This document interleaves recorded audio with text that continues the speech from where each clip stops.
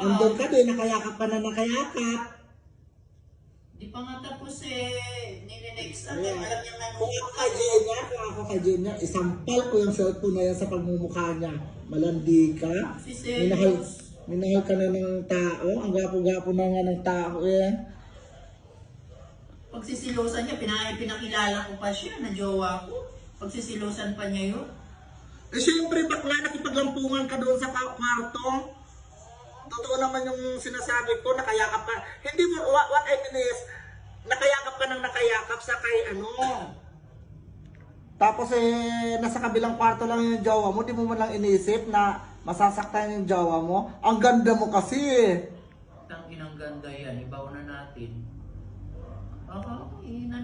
Tingnan mo ang gwapo-gwapo ng jowa mo, oh. Tapos makikipaglampungan ka, nasa kabilang kwarto lang yung jowa mo. Tapos ikaw nandun sa... Bakla kung sa'yo man din gawin ni JM yon, magagalit ka siyempre.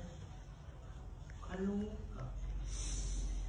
Kung ako niyan kay JM, isampal ko sa kapagmumukha niya yan yung cellphone na yan. Landi ka ha. Nininext na naman. Ah?